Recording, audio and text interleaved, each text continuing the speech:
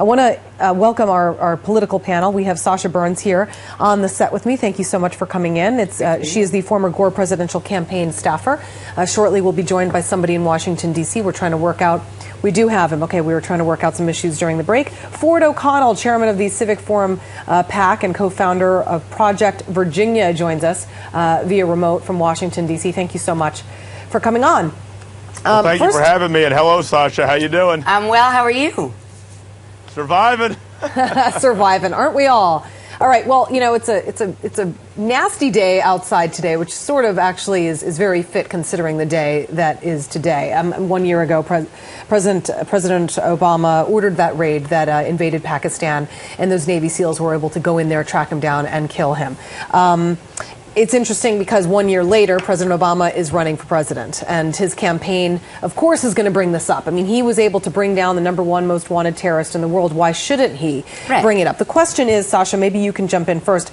Do you feel that President Obama has sort of made this a politicizing tool, or does he have every right to bring it into conversation as he talks to American people to remind them of the one thing he did? And he was able to kill Osama bin Ladin, something that perhaps some could argue other presidents, past presidents, namely President Bush, did not. Well, absolutely. And are things politicized in an election year and a campaign? Of course they are. But what the president is showing, and remember that he was run against on a lot of the criticism was that he had no experience, no foreign policy experience. Romney talks a lot about he's feckless and inexperienced. Well, this shows that President Obama came in, whether or not he had the experience, he did what he needed to do. And it's an absolute success story. So to say that he shouldn't be able to tout that success is really all about Republicans knowing it's a winning issue for them. And the more verbal tantrums, as Paul Ryan says, they have, the more you know they're worried about Ford, it. on the flip side, people are going to say it wasn't President Obama that tracked this terrorist. Obviously, it was the intelligence on the ground. It was those Navy SEALs that risked their lives to invade and raid that compound, track him down and kill him, and that any president in the White House would have ordered this. Some have said that Democrats are saying that, you know, Mitt Romney wouldn't have pulled the trigger. He wouldn't have wanted to spend all the money that it took to take him down. But Romney actually came out yesterday and said, look, even President Carter would have pulled the trigger. Even Jimmy Carter would have given that order, Romney said, during the former Democratic president who ordered an ill-fated rescue mission for the American embassy hostages in Iran in 1980. What do you say about President Obama maybe using this against soon to be our GOP frontrunner as a presidential candidate, Mitt Romney? Well, the world is certainly a better place without Osama bin Ladin. So kudos to our American military and to President Obama for ordering that raid. But really, President Obama has gone a bridge too far by inferring that Mitt Romney or any other American president wouldn't have done this. He's really turning this into a political football. And in today's UK's Daily Mail, we see that former and current Navy SEALs don't appreciate being used as a political football. And frankly, if Mitt Romney were president running for re-election and touting this in the manner that basically President Obama is doing, the media would flag him for excessive celebration. So I think that President Obama should be proud of this accomplishment, but he's certainly trying to distract from his economic record given our debt, rising gas prices, and high unemployment. And that's just how politics goes, and it's just a shame that he'd use the military to do that.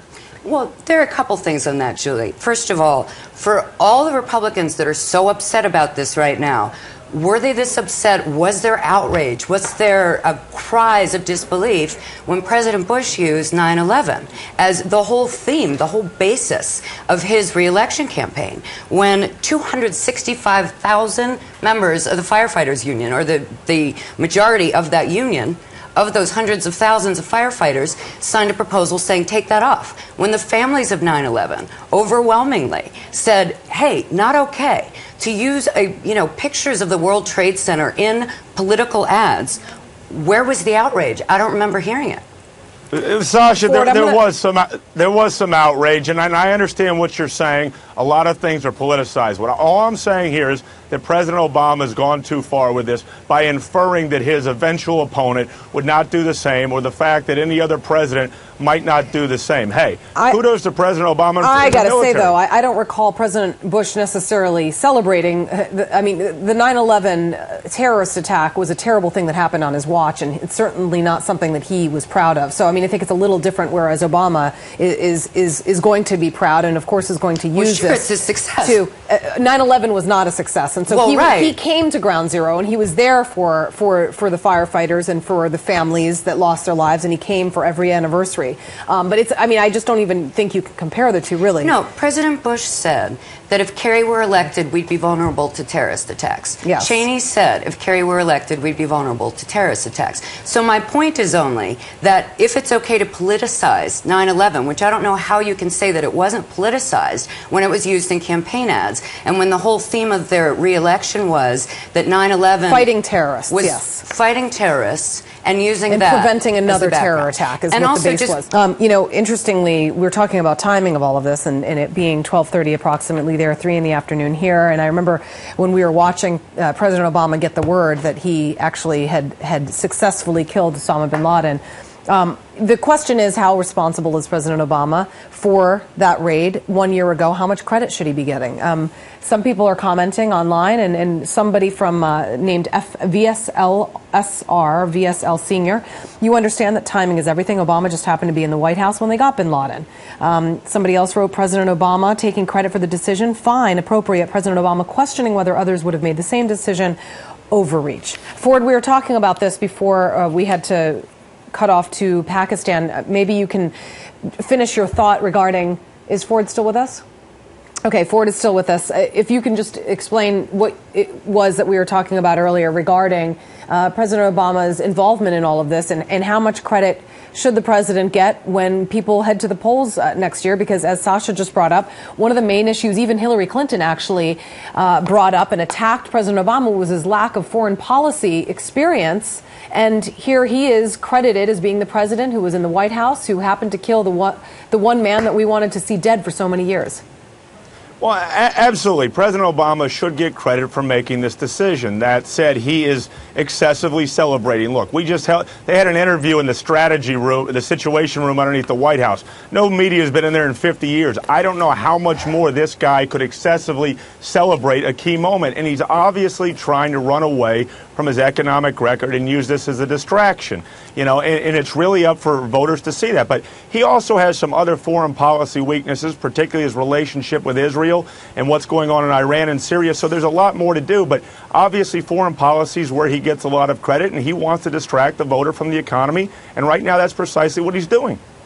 You know, he brings up Israel and Iran, and that's a good point. That is something that people have said, that they feel that he has not been harsh enough with Iran. And that was one of those election campaign promises that he made. That, remember when he talked about him wanting to talk and sit down and talk with Ahmadinejad, and people were outraged by that, because this is not a man that you can sit down and talk with. And we wanted to see more of a fierce leader that's going to be more, I guess, strong-willed and not backing down to terrorists. And essentially some of these leaders of these countries could be considered terrorists, considering what they do to their own people. Well, sure. I mean, he's a terrible guy that we don't want in power, and we don't want Iran the way it is. But there are also realities. There are also realities of using diplomacy. I mean, does anyone want to invade Iran right now? Does anyone want to? I mean, what is the answer? No, but do we befriend them? And have we been harsh enough? Not that I'm saying that we're not, but I'm saying, have we been harsh enough? Have we been stern enough with Iran? There's no befriending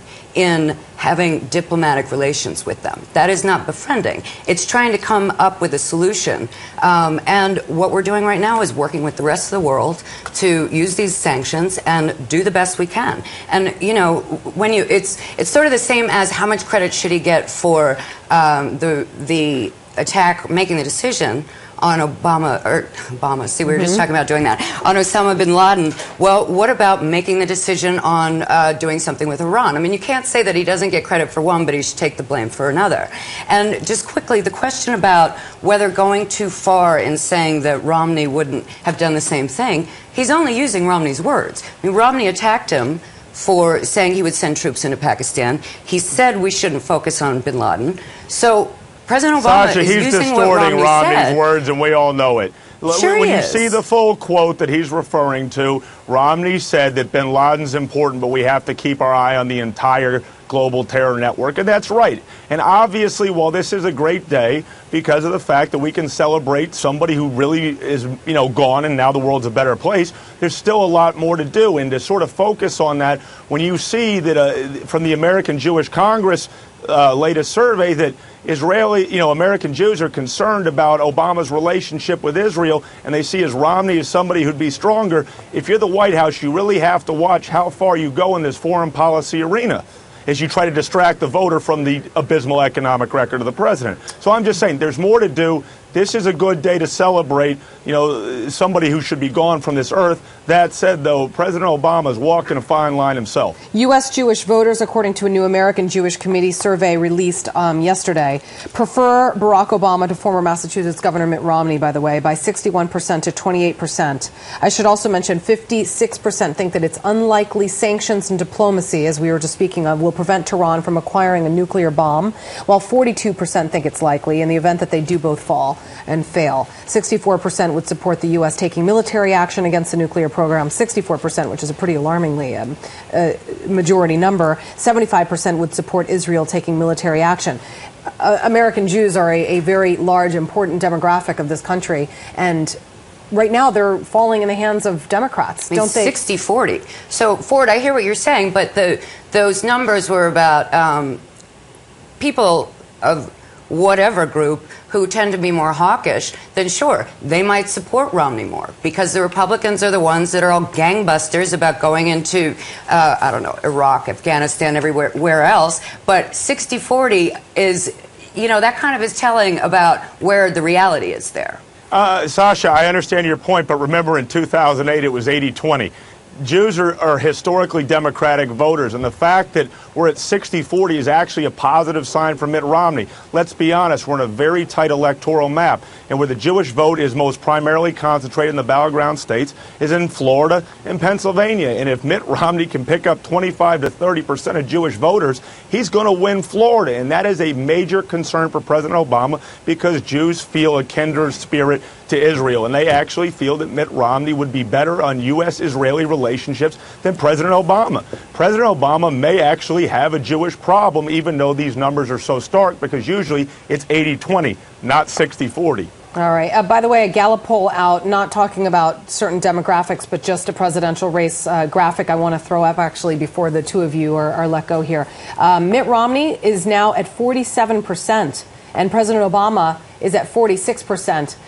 That's a pretty big jump for Mitt Romney, considering back in April he was at let's see, what was he, 42%. So he's definitely made some progress. What would you attribute that to, Ford?